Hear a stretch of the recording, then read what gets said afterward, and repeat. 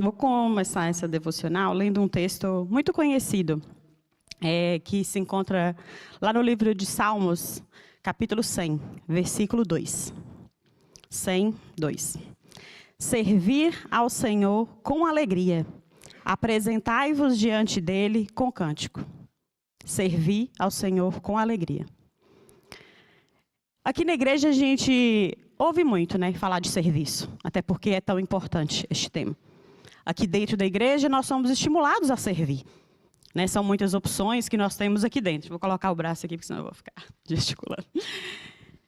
Aqui dentro nós somos estimulados a servir. São muitas opções aqui dentro da igreja que nós temos, Nós temos música nos residenciais, nós podemos ir lá louvar o Senhor, nós podemos, no dia amigo, evangelismo, nós podemos servir ao Senhor na sala de som, no grupo de louvor, nas aulas de EBD, culto infantil, EBF, Kids, muitas opções. Sem contar as opções que nós temos fora daqui, na nossa rotina, no nosso trabalho, no nosso dia a dia. Não há dúvidas quanto à importância de servir. São vários textos bíblicos, a gente encontra aqui, falando sobre... marido conhece a esposa,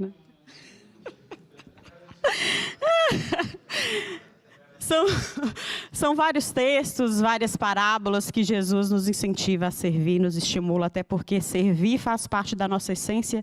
E nós, como filhos de Deus, nós temos que servir. Afinal, nós fomos criados para adorá-lo. E servir é um ato de adoração. Mas e quando o Senhor nos chama para servir em algo que você não faz tão bem assim? Em algo que te tira totalmente da sua zona de conforto. Te coloca numa área que te traz medo, insegurança. O que você faz? Não quero não. Eu orei falando que eu sou instrumento usado por ti, mas aqui não. Aqui eu não quero. Aqui eu não sei bem. O que a gente faz? A gente vai. E eu fui. Mas e aí, o que acontece? Essa área que te traz medo, insegurança. E aí aquilo que a gente falou aqui de servir ao Senhor com alegria. E aí pode acontecer que a alegria começa a ir sumindo. E é sobre isso que eu queria falar hoje. Sobre essa jornada de redescobrir a alegria no serviço. Eu vou orar. Senhor Jesus, eu coloco em tuas mãos, Senhor, essa devocional. Até porque foi o Senhor que colocou este tema no meu coração. Então que seja o Senhor quem fale. Aqui neste momento, em nome de Jesus. Amém. Eu confesso para os irmãos que dar aula nunca foi algo que eu fizesse assim, fácil. Eu sempre achei que dar aula não era algo para mim, Nunca achei isso. E eu nunca me senti confortável para dar aula, Só que as oportunidades surgiram aqui dentro para dar aula. E aí eu comecei a dar aula. Fui trabalhar dando aula no Ministério Infantil. Hoje, para quem não sabe, eu trabalho com os adolescentes, na EBD de adolescentes. Só que aquele trabalho que, como o salmista diz que deve ser com alegria, estava perdendo a alegria. Eu não estava ficando pesado, sabe? Eu falava assim, não é aqui. Eu não sei se eu quero fazer isso. Tem tanta opção. Olha o tanto de opção que eu falei aqui que tem. Por que eu tenho que servir aqui, dando aula? Será que é aqui mesmo que eu tenho que... É isso mesmo? E aí eu pensei em desistir. Eu falei, não é. Acho que não precisa ser assim. Não tem que ser pesado assim. Só que antes de desistir, e assim, só lembrando que se eu desistisse, quem ia perder a oportunidade era eu. Porque Jesus não precisa de mim para servir. Ele não precisa de ninguém. Mas ele quer me usar. Ele fica feliz em me usar. E aí eu falei assim, não, esse semestre eu não vou desistir, não. Eu vou ficar até o fim. E nesse semestre eu vou me propor a trazer para o Senhor por que eu estou perdendo essa alegria. Ele vai me falar, e se eu tiver que sair daqui, desse ministério, eu vou sair. Porque eu estou aqui para fazer a vontade dele, não a minha. E aí eu trouxe para o Senhor. Eu falei para ele assim, Senhor, eu quero te servir, mas dá para ser mais leve um pouquinho? Só um tiquinho assim? Trabalha isso dentro de mim, Senhor. E aí eu comecei a ver o que tá me tirando a alegria. Por quê? Por que eu estou perdendo a alegria de servir? E aí eu fui ver, porque eu tenho vergonha, estou aqui tremendo.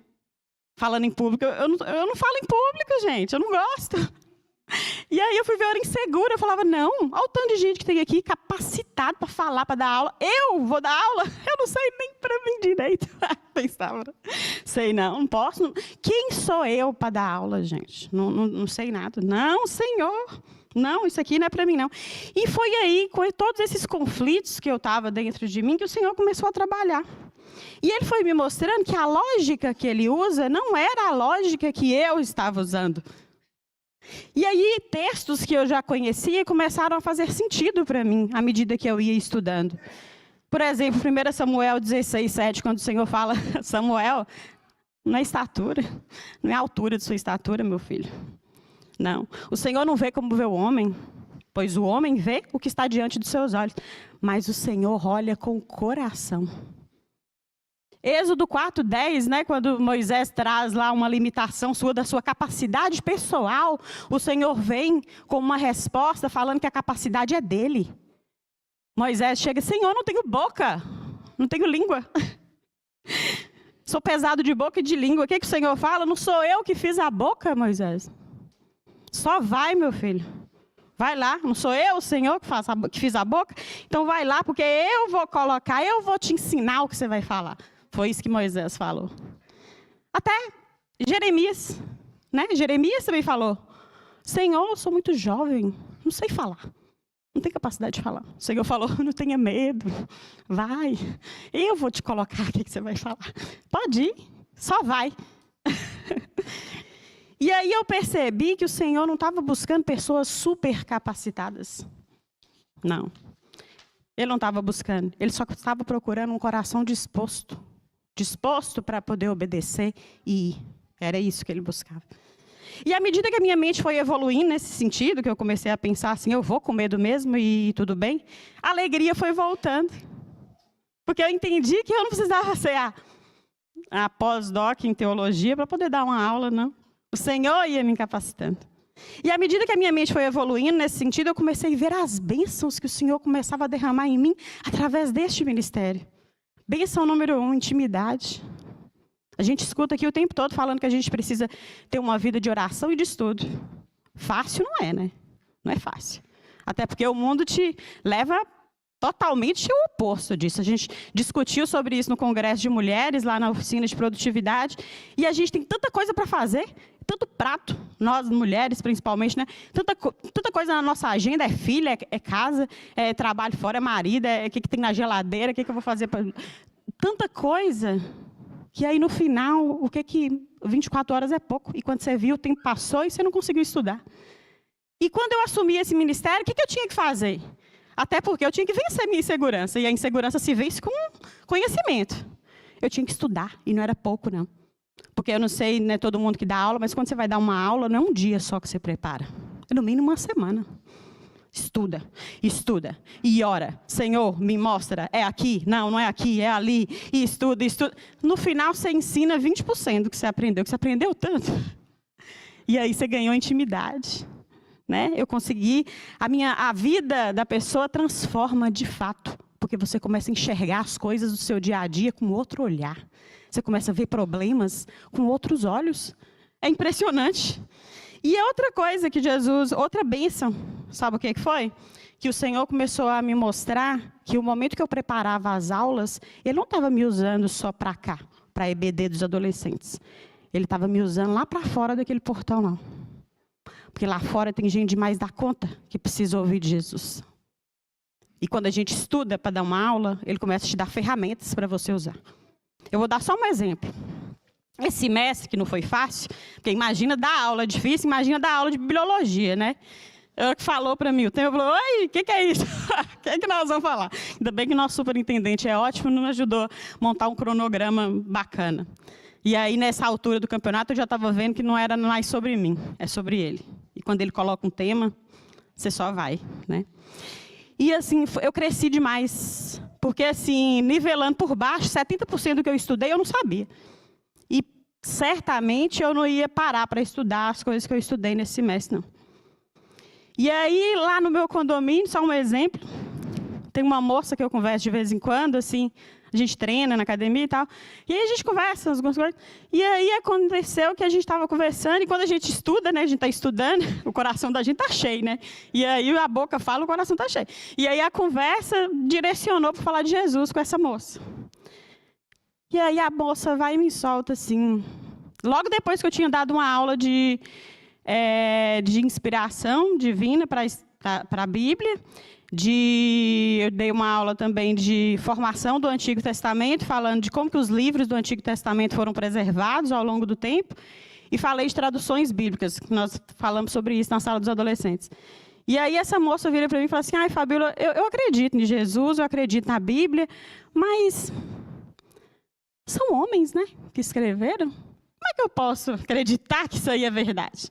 E outra, como que essa Bíblia que está aqui na minha mão, que é em português, como que eu posso garantir?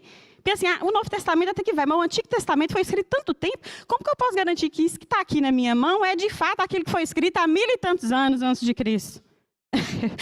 eu parei por 3 segundos, que ela até me perguntou, o que você tem? Porque naquela hora eu arrepiei, sabe? E eu virei para Deus e falei assim, é prova oral? O que é que o senhor está fazendo?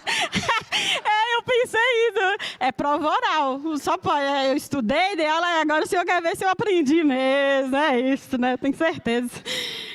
E aí a gente conversou, ficamos um tempão lá falando. Eu fui falar para ela e tal, acredito em Jesus. Jesus citou a Bíblia, o Antigo Testamento, sabia? É verdade? Tá aqui, ó, vou abrir para você ver, vem cá. E aí você imagina se eu não tivesse estudado. Que cara que eu ia ficar quando ela falasse isso? Porque eu não ia saber. Não ia saber responder assim, com tanta convicção, o que eu respondi para ela. Aí depois, essa amiga tinha outra amiga, que aí um dia eu passei, estava conversando com elas, e aí calhou que eu estava preparando a aula também, e aí falou de Jesus, a menina ficava assim com o olho, e olhando assim, né, gostando do que eu estava falando, o Espírito Santo falando assim, vai, minha filha, vai que o terreno tá bom, vai. E aí eu falei, mas o senhor vai sustentando aí, que eu não sei onde que essa conversa vai chegar, não. E aí foi. Aí eu cheguei lá em casa e falei assim, ô Tiago, essas meninas, elas estão gostando demais, né, a gente falando assim, Jesus para ela. E aí Tiago falou assim, ô moça, marca aí com ela, chama elas ir para casa, vocês fazem um pão de queijo aí e tal, e vocês conversam, né? Aí eu, não sei, será? Elas não vão querer, não. E eu não sei se eu estou preparada. Ai, de novo, né? Não sei se eu estou preparada, não. Aí, esses dias que eu operei, no dia da cirurgia, essa outra amiga falou assim, você quer precisar de alguma coisa, não sei o quê. Aí depois ela foi e mandou uma mensagem assim, eu não sei o que você acha, mas eu estava pensando da gente montar um grupo de mulheres, o que você acha? Eu, você e a amiga número 1 lá, a gente começa nós 3, depois a gente pode chamar outras amigas, o que você acha para a gente poder estudar, né? Palavra, orar, conversar? Aí eu olhei, falei, sou Tiago, olha a mensagem que ela mandou. Tiago, você quer que Deus desenhe, minha filha? O que você quer? Aí eu só sei, gente, que aquela jornada que começou lá com medo, com insegurança, né? Foi se transformando no que o salmista coloca aqui de servir com alegria, que hoje eu já sirvo mais com alegria, a alegria voltou, que eu comecei a ver que não se trata de mim, né? Não sou nada mesmo, mas é dele, né? E eu sei que o Senhor ainda quer me usar, não sei exatamente onde, como, né? Algumas coisas Ele está mostrando e eu tenho que ir, porque eu, né, sou obediente. A gente vai com medo mesmo. Mas trata-se da gente ter um coração disposto, né? Para obedecer.